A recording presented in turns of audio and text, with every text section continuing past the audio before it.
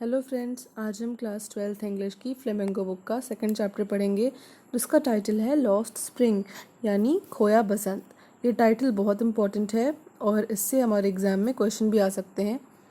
ये कहानी दो बच्चों के बारे में है, दो पार्ट्स में है। पहली कहानी है साहिब के बारे में, दूसरी कहानी है मुकेश के बारे में। और इन दोनों की स्ट्रगल्स को दिखाया जाता है जो बहुत छोटे होते हैं, पर उन्होंने इतनी कम उम्र में ही इतनी स्ट्रगल्स देख लिए कि वो बहुत मैच्योर हो गए हैं, उनसे उनका बचपन छिन गया है। तो क्वेश्चन आ सकता है कि जस्टिफाई द टाइटल। तो हम ये लिखेंगे कि स्प्रिंग एक सिंबल है जॉय हैप्पीनेस का, और साहिब और मुकेश की लाइफ में ऐसा कुछ भी नहीं है। उन्होंने अपने जीवन में ऐसा कुछ भी नहीं देखा, इसलिए उनके हिसाब से ये टाइटल बिल्कुल फिट होता है। तो let's learn about the author. और ये चैप्टर एक बुक है अनीस जंग हमारे ऑथर की, उससे एक एक्सर्प्ट लिया गया है, छोटा पार्ट लिया गया है। अनीस जंग 1964 में उनका बर्थ हुआ था। कहाँ? राउरकेला में। राउरकेला उड़ीसा में है। वो इंडस्ट्रियल कैपिटल ऑफ उड़ीसा के नाम से जाना जाता है क्योंकि वहाँ एक बहुत फेमस स्टील प्लांट है। तो ऑथर का जन्म राउरकेला में हुआ था और उन्होंने अपना बचपन और टीनेज ईयर्स हैदराबाद में बिताए। She received her education in Hyderabad and in the United states of America. उन्होंने अपनी पढ़ाई हैदराबाद और यूनाइटेड स्टेट्स ऑफ अमेरिका से की, यूएसए से की। Her parents were both writers, उनके माता पिता दोनों ही लेखक थे। Anees Jung began her career as a writer in India. Anees Jung ने अपने करियर की स्टार्टिंग कैसे की? वो इंडिया में एक राइटर के रूप में। She has been an editor and columnist for major newspapers in India and abroad. वो एक एडिटर यानी संपादक रह चुकी हैं। कॉलमिस्ट यानी जैसे मैगजीन्स में कुछ आर्टिकल्स लिखते हैं, वो न्यूज़पेपर्स के लिए एडिटर और कॉलमिस्ट रह चुकी हैं, भारत में भी और विदेशों में भी। And has authored several books, और उन्होंने बहुत सारी बुक्स भी लिखी हैं। The following is an excerpt from her book titled lost spring. और ये कहानी एक एक्सर्प्ट है, एक छोटा सा टुकड़ा लिया गया है उनकी बुक से जिसका टाइटल है the lost spring, stories of stolen childhood. Here she analyses the grinding poverty. यहाँ पे वो हमें दिखाती हैं गरीबी और traditions which condemn these children to a life of exploitation. यहाँ वो दिखाना चाहती हैं वो परंपराएं जो छोटे छोटे बच्चों को एक्सप्लॉयटेशन यानी उनके लिए उनकी लाइफ का यूज़ करने नहीं देती, उन्हें मजबूर करती है। परिस्थितियाँ उनके बचपन को ख़त्म कर देती हैं। पहली स्टोरी है sometimes a find a rupee in the garbage. कभी कभी मुझे कचरे में एक सिक्का मिलता है। ये दिखाता है कि इस कहानी में जो बच्चा है उसके लिए 1 रुपया कितना इम्पोर्टेंस रखता है। Why do you do this? I ask Saheb whom I encounter every morning scrounging for gold in the garbage dumps of my neighborhood. तुम ये क्यों करते हो? मैंने एक बच्चे साहेब से पूछा जिससे मैं हर सुबह मिलती हूँ, जो स्क्राउंजिंग मतलब सर्चिंग फॉर, जो गोल्ड यानी सोने की खोज करता रहता है। Garbage dumps of my neighbourhood, मेरे आस पड़ोस के कचरे के डंप्स के पास वो गोल्ड की खोज करता है। Saheb left his home long ago, Saheb ने अपना घर बहुत पहले ही छोड़ दिया है। Set amidst the green fields of Dhaka, उसका घर कहाँ था? ढाका यानी बांग्लादेश के कैपिटल के हरे भरे फील्ड्स के बीच में था। His home is not even a distant memory, उसका होम अभी ज़्यादा पुरानी याद नहीं है। There were many storms that swept away their fields and homes, his mother tells him. उसकी माँ उसे बताती है कि उनके जीवन में बहुत सारे ऐसे तूफान आए जो उनका घर और उनके फील्ड, उनके खेत उनसे छीन कर ले गए। दैट्स वाई दे लेफ्ट, और इसलिए वो ढाका से बाहर आ गए। Looking for gold in the big city where he now lives, और वो ढाका से बाहर आ गए और अब वो सोने की तलाश करते हैं बड़े शहर में जहाँ वो अब रहते हैं। I have nothing else to do, he mutters. तो साहेब ने ऑथर के क्वेश्चन का जवाब दिया कि मेरे पास और कुछ नहीं है, इसलिए मैं ये करता हूँ। और ये बुदबुदाते हुए वो उधर देखता है, उसे ये जवाब अच्छा नहीं लगता, ये प्रश्न अच्छा नहीं। गो टू स्कूल, आई से ग्लिबली, मैंने बिना कुछ सोचे समझे उसे सलाह दे दी, तुम स्कूल जाओ अगर तुम्हारे पास कुछ करने को नहीं है तो। Realising immediately how hollow the advice must sound, और मुझे तुरंत ये समझ में आ गया कि मैंने कितनी बकवास सलाह उसे दी है। इस सलाह का कोई मतलब नहीं है, पर फिर भी वो कहता है there is no school in my neighbourhood, when they build one I will go. मेरे आस पड़ोस में कोई स्कूल नहीं है, जब वो लोग बना लेंगे तो मैं जाऊंगा। यानी वो स्कूल जाना चाहता है पर उसके पास कोई भी रिसोर्सेज नहीं है। तो ऑथर फिर उससे पूछती हैं if I start a school will you come. I ask half joking. मैंने मजाक मजाक में उससे पूछा कि सुनो, अगर मैंने स्कूल खोला तो क्या तुम आओगे? तो बोला yes he says smiling broadly, और उसके चेहरे पे एक बहुत बड़ी सी मुस्कान आ जाती है। वो कहता है हाँ मैं आऊँगा। A few days later I see him running up to me, is your school ready? कुछ दिन बाद वो मेरे पास भागता हुआ आता है और मुझसे पूछता है कि आपका स्कूल बन गया। यानी वो कितना इंटरेस्टेड था स्कूल जाने में कि वो बच्चा समझ नहीं पाया कि एक मजाक था। A few days later sorry it takes longer to build a school, I say embarrassed at having made a promise that was not meant. School बनाने में इससे ज़्यादा समय लगता है, मैंने शर्मिंदगी से कहा। क्यों मुझे शर्म आ रही थी? क्योंकि मैंने एक ऐसा प्रॉमिस किया था जिसका कोई मतलब नहीं था। But promises like mine abound in every corner of his bleak world। पर उसके बेकार से वर्ल्ड में ऐसी झूठी promises बहुत ज़्यादा हैं। सारे लोग ऐसी झूठी promises करते हैं उन लोगों से। After months of knowing him, I asked him his name। महीनों तक उसे जानने के बाद मैंने उससे उसका नाम पूछा। साहेब ए आलम, he announces। उसने अपना नाम बताया, मेरा नाम साहेब ए आलम है। He does not know what it means। उसे अपने नाम का मतलब नहीं पता।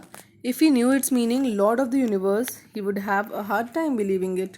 अगर उसे अपने नाम का मतलब पता होता, उसके नाम का मतलब क्या है? पूरी दुनिया का भगवान, तो उसे इस बात में विश्वास करने में बहुत मुश्किल होती। तो unaware of what his name represents, उसे ये नहीं पता कि उसका नाम कितना बड़ा मीनिंग रखता है। He roams the streets with his friends. वो बहुत डाउन टू अर्थ है। वो स्ट्रीट्स यानी गलियों में घूमता है अपने दोस्तों के साथ। उसके दोस्त कौन है? An army of barefoot boys who appear like the morning birds and disappear at noon. उसकी बेयरफुट आर्मी यानी उसके दोस्त एक बहुत बड़ा सा ग्रुप है जिसमें सारे बच्चे खाली पैर रहते हैं, और वो सुबह सुबह आते हैं और मॉर्निंग बर्ड्स की तरह सुबह में आते हैं और दोपहर को गायब हो जाते हैं। Over the months I have come to recognise each of them. समय के साथ मैंने उसमें से हर एक को पहचानना स्टार्ट कर दिया। Why aren't you wearing chappals? I ask one. मैंने उसमें से एक बच्चे से पूछा, उस बेयरफुट आर्मी से के एक बच्चे से पूछा, तुम चप्पल क्यों नहीं पहन रहे? My mother did not bring them down from the shelf, he answer simply. उसने सिंपल से जवाब दे दिया कि मेरी माँ ने शेल्फ से चप्पलों को नीचे नहीं उतारा। Even if she did, he will throw them off, adds another who is wearing shoes that do not match। दूसरा बच्चा जो जूते पहन कर आया है और उसके दोनों जूते अलग अलग हैं, यानी एक पेयर के नहीं हैं। वो कहता है कि अगर उसकी माँ शेल्फ से नीचे भी उतारेंगी तो ये उसे पहनेगा नहीं, फेंक देगा।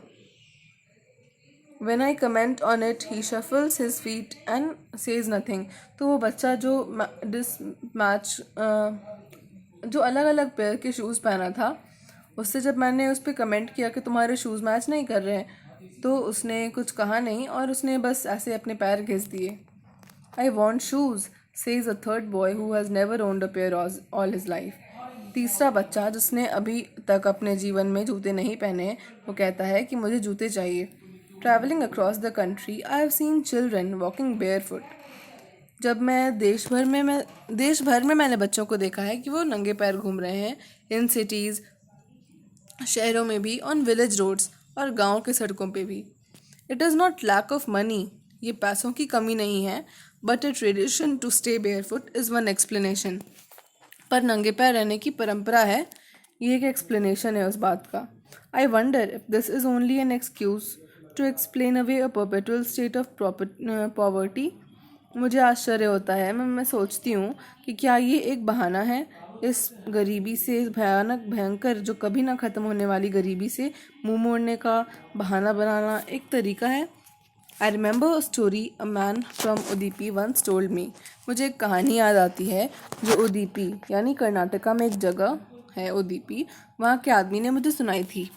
As a young boy he would go to school past an old temple. वो कहानी क्या है कि वो आदमी जब छोटा बच्चा था तो वो एक ओल्ड टेम्पल पुराने मंदिर के सामने से गुजरता था स्कूल जाने वक्त। Where his father was a priest, जहाँ उसके पिता पुजारी थे। He would stop briefly at the temple and pray for a pair of shoes. वो टेम्पल पे थोड़ी देर के लिए रुकता था और जूतों के लिए प्रेयर करता था कि भगवान मुझे जूते दिला दो। 30 years later I visited his town and the temple. 30 साल बाद मैं उस टाउन में गया, टेम्पल में गया, जो अब which was now drowned in an air of desolation, जो अब बिल्कुल खाली पड़ा था। In the back yard where lived the new priest. Back yard में पीछे की तरफ जहाँ अब नया पुजारी रहता था, there were red and white plastic chairs. Back yard में यानी मंदिर के पीछे जहाँ पुजारी रहता था वहाँ पे लाल और उजले प्लास्टिक की कुर्सियाँ थीं। Young boy dressed in a grey uniform, एक छोटा लड़का जिसने ग्रे यूनिफॉर्म, जूते, मोजे पहने थे, arrived painting and three his school bag on a folding bed. वो हाँफता हुआ आया और उसने अपना स्कूल बैग फोल्डिंग बेड पे फेंक दिया। Looking at the boy I remembered the prayer another boy had made to the goddess when he had finally got a pair of shoes. मुझे उस छोटे से बच्चे को देखते हुए दूसरा बच्चा याद आता है जो भगवान से ये प्रेयर कर रहा था जब उसे जूते मिल गए थे। उसने कहा था कि भगवान मुझसे ये जूते कभी न छिने, let me never lose them. The goddess has granted his prayer, और गॉडेस ने यानी भगवान ने उसकी प्रेयर मान ली थी। Young boys like the son of the priest now wore shoes. छोटे बच्चे जैसे कि पुजारी का बेटा अब शूज़ पहनने लगे थे। But many others like the rag pickers in my neighbourhood remain shoelace. पर बहुत बच्चे जो अभी भी मेरे पड़ोस के रैग पिकर्स हैं, उनके बच्चे अभी भी शूलेस यानी नंगे पैर ही रहते हैं। My acquaintance with the barefoot rag pickers leads me to Seemapuri. Barefoot rag pickers के साथ मेरी जो जान पहचान है वो मुझे सीमापुरी तक लेके जाती है। सीमापुरी कहाँ है? A place on the periphery of Delhi yet miles away from it. Delhi के किनारे यानी सर्कमफेरेंस आउटसाइड आउटस्कर्ट्स पे एक जगह सीमापुरी है, जस्ट दिल्ली के बगल, yet miles away from it, पर अभी भी उससे कोसों दूर है मेटाफोरिकली। यानी यहाँ पे कंपैरिजन किया गया है कि वो दिल्ली से बिल्कुल सटा हुआ है जोग्राफिकली, बट डेवलपमेंट और एजुकेशन इन सारे मामलों में वो दिल्ली से माइल्स अवे है, बहुत दूर है। Those who live here are squatters who come from Bangladesh back in 1971. जो सीमापुरी में रहते हैं वो कौन लोग हैं? वो 1971 में बांग्लादेश से आए हुए स्क्वाटर्स मतलब ऐसे लोग जो किसी भी खाली बिल्डिंग पे कब्ज़ा कर लें बिना किसी लीगल प्रोसीजर्स के, वो उसका यूज़ करने लगे, उसे हम स्क्वाटर कहते हैं। तो साहिब की फैमिली भी उसमें से एक है। Seemapuri was then a wilderness. Seemapuri तब एक नेग्लेक्टेड एरिया था। इट स्टिल इज़, वो अभी भी नेग्लेक्टेड ही है, but it is no longer empty, पर वो अब खाली नहीं है। In structures of mud with roofs of tin and tarpaulin devoid of sewage, drainage और running water live 10,000 rag pickers. Seemapuri तभी भी एक नेग्लेक्टेड एरिया था, वो अभी भी है, पर वो खाली नहीं रहा। मड के स्ट्रक्चर्स यानी मिट्टी के घरों में छत किस चीज़ की? टीन और टर्पोलिन, यानी टर्पोलिन आप हिंदी में उसे तिरपाल कहते होंगे। तो प्लास्टिक का एक शीट होता है बड़ा सा, उसे हम टार्पोलिन कहते हैं। तो टीन और टार्पोलिन के रूफ्स के साथ जहाँ पे सीवेज नहीं है, ड्रेनेज नहीं है, यानी गंदे पानी बहने की कोई सिस्टम नहीं है, जहाँ पे बहता पानी नहीं मिल रहा, वहाँ 10,000 रैग पिकर्स, 10,000 कूड़े उठाने वाले रहते हैं। They have lived here for more than 30 years without an identity.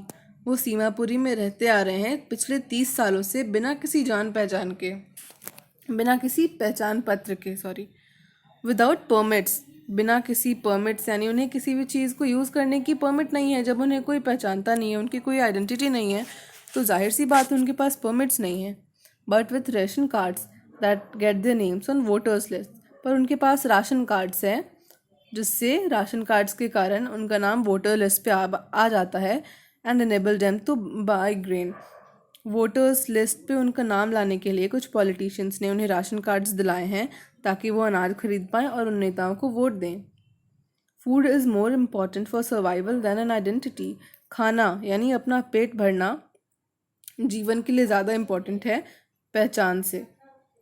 मतलब मुझे पहचान नहीं मिलेगी तो चलेगा, पर मुझे जीवन जीने के लिए, जिंदा रहने के लिए खाना मिलना चाहिए। If at the end of the day we can feed our families and go to bed without an aching stomach, we would rather live here than in the fields that give us no grain. अगर दिन के अंत में हम अपना पेट भर कर सो पाते हैं और बिना भूखे पेट हमें सोने ना जाना पड़े, तो हम यहीं कचरे में ही रहेंगे rather than those green fields. उन हरे भरे मैदानों में रहने से बेहतर है कि हम यहीं कचरे में रहें अगर हमारा पेट भर जाता है तो। वो फील्ड्स हमें ग्रेन नहीं देते थे, अनाज नहीं देते थे। से a group of women in tattered saris. और ये कौन कहता है? औरतों का एक ग्रुप है जिसमें सारी औरतों ने फटी पुरानी साड़ियाँ पहनी हैं। फेडेड, उनकी साड़ियों का रंग फेड हो गया है, बहुत पुरानी साड़ियाँ उन्होंने पहनी हैं। तो ये वो लोग तब कहते हैं जब मैंने उनसे पूछा कि why they left their beautiful land of green fields and rivers. हम फिर से रिवाइज करेंगे। जब मैंने औरतों के ग्रुप से पूछा कि उन्होंने अपना इतना सुंदर ज़मीन, beautiful land of green fields and reverse क्यों छोड़ दिया, तो उन्होंने कहा कि अगर हम यहाँ कचड़े में, शहर में पेट भरकर सो पाते हैं तो हम उस फील्ड्स में रहने से ज़्यादा पसंद करेंगे इस कूड़े में रहना, क्योंकि यहाँ हमारा पेट भरता है। वो हरे भरे फील्ड्स बहुत अच्छे लगते हैं पर उनसे हमारी भूख नहीं मिटती, वो हमें अनाज नहीं देते। So wherever they find food, they pitch their tents that become transit homes. तो उन्हें जहाँ भी खाना मिलता है वो अपना ट्रांसपोर्टेबल होम्स उठाते हैं, वहाँ टेंट लगाकर रहने लगते हैं। Children grow up in them, और उन टेंट्स यानी ट्रांजिट होम्स में बच्चे बड़े होते हैं, बिकमिंग पार्टनर्स इन सर्वाइवल, जो जीवन यापन में उनका सहयोग करते हैं। And survival in Seemapuri means rag picking, और सीमापुरी में जीवन मतलब कूड़ा उठाना, कूड़े का बिजनेस। थ्रू द ईयर्स, सालों से, it has acquired the proportions of fine art, सालों से वो ये काम कर रहे हैं और अब उन्हें ये इस चीज़ में पारंगत हो गए हैं कि उनके काम की जो चीज़ है, जिसका वैल्यू ज़्यादा है, वो महीनी से उसे छांट कर अलग करते हैं। तो ये बिल्कुल एक कला का रूप हो चुका है। Garbage to them is gold, उनके लिए कचरा सोने से कम नहीं है। It is their daily bread, वो उनकी रोज़ी रोटी है। A roof over their heads, उनके सर पे छत देता है। Even if it is a leaking roof, और भले ही वो छत चूने वाला क्यों ना हो। But for a child it is even more, बड़ों के लिए वो क्या है? बड़ों के लिए गार्बेज क्या है? सोना है। उनके लिए रोज़ी रोटी है, उनके लिए सर पे छत देता है। पर बच्चों के लिए ये इससे भी कहीं बढ़कर है। I sometimes find a rupee, even a 10 rupee note, Sahib says, his eyes lighting up. उसकी आंखें चमक उठती हैं जब वो ये कहता है कि उसे कभी कभी कूड़े में 1 रुपया मिलता है, कभी कभी तो 10 रुपये का नोट भी मिलता है। When you can find a silver coin in a heap of garbage, you don't stop scrounging, for there is hope of finding more. जब आपको कचरे में एक सिल्वर का कॉइन यानी चांदी का सिक्का मिलेगा तो आप स्क्राउंजिंग यानी सर्च करना बंद नहीं करोगे, क्योंकि और मिलने की उम्मीद रहती है। It seems that for children, ऐसा लगता है कि बच्चों के लिए garbage has a meaning different from what is means to their parents. Garbage के लिए एक अलग ही मतलब है, उनके पेरेंट्स के लिए अलग मतलब है गार्बेज का, और बच्चों के लिए गार्बेज का अलग इम्पोर्टेंस है, सिग्निफिकेंस है। For the children it is wrapped in wonder, for the elders it is a means of survival. बच्चों के लिए वो बहुत ही अद्भुत एडमायरेशन की चीज़ है, और बड़े लोगों के लिए वो जीवन यापन यानी जीवन गुजारने का एक सहारा है। One winter morning, I see Saheb standing by the fenced gate of the neighborhood club. एक जाड़े की सुबह मैंने साहेब को देखा कि वो पड़ोस के क्लब के बाहर वो खड़ा है, बाउंड्री के पास खड़ा है, watching 2 young men dressed in white. और वो 2 जवान यानी 2 युवा लोगों को देख रहा है जो वाइट कपड़े पहन कर आए हैं और टेनिस खेल रहे हैं। I liked the game, उसे वो गेम पसंद आया। He hums, वो अपने मन में बुदबुदाता है। कि मुझे ये गेम पसंद है, content to watch it standing behind the fence, और वो फेंस के पीछे से ही उसे देखकर बहुत संतुष्ट है। I go inside when no one is around, मुझे बताता है कि जब कोई नहीं होता तो मैं अंदर जाता हूँ। The gatekeeper lets me use the swing, जो गेट कीपर है वो बहुत अच्छा आदमी है, मुझे स्विंग यानी झूला यूज़ करने देता है। Sahib two is wearing tennis shoes that look strange over his discoloured shirts and shorts, Sahib ने भी टेनिस शूज़ पहन रखे हैं जो बहुत अजीब दिख रहा है उसके डिस्कलर्ड यानी रंग उड़े हुए कपड़ों पे। Someone gave them to me, he says in the manner of an explanation, जब मैं उसके शूज़ पे देख रही थी तो उसने मुझे एक्सप्लेन करने के लिए कहा कि किसी ने मुझे ये दिए हैं। The fact that they are discarded shoes of some rich boy who perhaps refused to wear them because of a hole in one of them does not bother him. उसे इस बात से फ़र्क नहीं पड़ता कि उस जूते में एक छेद होने के कारण किसी अमीर लड़के ने इसे पहनने से मना कर दिया होगा, तो वो जूता इसके पास आ गया। इस बात से उसे कोई फ़र्क नहीं पड़ता, कोई चिंता नहीं होती। For one who has walked barefoot, even shoes with a hole is a dream come true. उस आदमी के लिए जो हमेशा बचपन से लेकर अभी तक नंगे पैर ही घूमा है, उसके लिए जूते जिसमें छेद हो वो भी सपने के सच होने जैसा है। But the game he is watching so intently is out of his reach, पर वो गेम जो वो इतने आश्चर्य से लगन से देख रहा है वो उसकी पहुंच से बहुत दूर है। This morning Sahib is on his way to the milk booth, इस सुबह को मैंने देखा साहिब जा रहा है मिल्क बूथ के रास्ते पे है। In his hand is a steel canister, उसके हाथ में एक स्टील का कनस्तर है, हिंदी में उसे कनस्तर कहते हैं, कई जगहों पे इसे केन भी कहा जाता है, जिसमें दूध सिलेंड्रिकल यूटेंसिल होता है, एक हैंडल होता है जिसमें हम मिल्क कैरी करते हैं। I now work in a tea stall down the road, उसके हाथ में एक कैनिस्टर था और वो मुझे एक्सप्लेन करता है कि मैं अब एक टी स्टॉल में काम करता हूँ, पॉइंटिंग इन द डिस्टेंस, जो कि रोड के थोड़ा आगे जाके है, वो पॉइंट करता है। I am paid 800 rupees in all my meals, वहाँ काम करने के लिए मुझे 800 रुपये मिलते हैं और सारा मेरा तीनों वक्त का खाना मिलता है। Does he like the job, क्या तुम्हें पसंद आया, तुम्हें ये काम पसंद है? आई आस्क, मैंने उससे पूछा।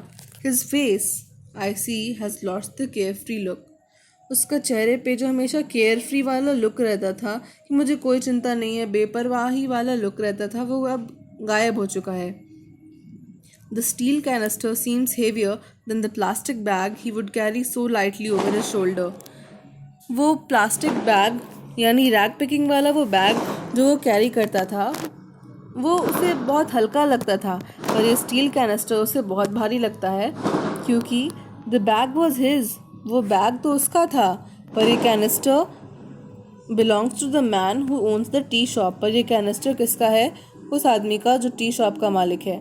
Sahib is no longer his own master, उसका नाम साहिब है यानी खुद का मालिक है, पर वो अब अपना मास्टर नहीं रह पाया। और इस स्टोरी में दूसरा पार्ट था I want to drive a car, ये हम अगले वीडियो में करेंगे। So thanks for watching and keep studying, all the best.